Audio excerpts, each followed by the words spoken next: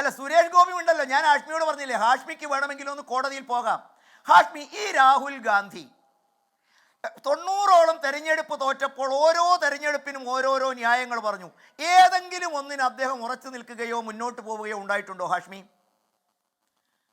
EVM കുറിച്ച് പറഞ്ഞു. EVM കുറിച്ച് പരിശോധിക്കാൻ ഇലക്ഷൻ കമ്മീഷൻ ക്ഷണിച്ചു, ഇദ്ദേഹം പോയോ? പെഗാസസിനെ കുറിച്ച് പറഞ്ഞു, പരിശോധിക്കാൻ അദ്ദേഹത്തിൻ്റെ ഫോൺ കൊടുക്കാൻ പറഞ്ഞു, കൊടുത്തോ ഹാഷ്മി? ഈ കാര്യത്തിൽ ഇലക്ഷൻ കമ്മീഷൻ അദ്ദേഹത്തെ കൂടിക്കാഴ്ചയ്ക്ക് ക്ഷണിച്ചു, പോയോ ഹാഷ്മി? ഇത്രയും കാര്യങ്ങൾ ഉണ്ടായിട്ട് അദ്ദേഹത്തെ ഒന്ന് കോടതി പോകാൻ പറഞ്ഞു, എന്താ ഹാഷ്മി അയാൾ പോവാത്തത്? ഇത്രയും വലിയ ശുദ്ധീകരണത്തിനും രാജ്യത്തെ ജനാധിപത്യ സംവിധാനത്തിനും ഒക്കെ വെളുപ്പിച്ചെടുക്കാൻ ഹാഷ്മിയെ പോലെ തന്നെ കഷ്ടപ്പെടുന്ന ആ നേതാവ് എന്താ EVM പരിശോധിക്കാൻ പോവാഞ്ഞത്? എന്തേ പെഗാസസിൻ്റെ ഫോൺ കൊടുക്കാഞ്ഞത്? എന്താ ഈ തെരഞ്ഞെടുപ്പുമായി ബന്ധപ്പെട്ട് ഒരു കേസിന് പോവാത്തത്?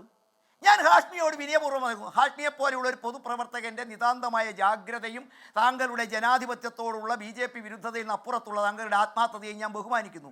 അല്ല, നമുക്കൊന്ന് കോടതിയിൽ പോയിക്കൂടെ വിഷയം വെച്ചിട്ട്?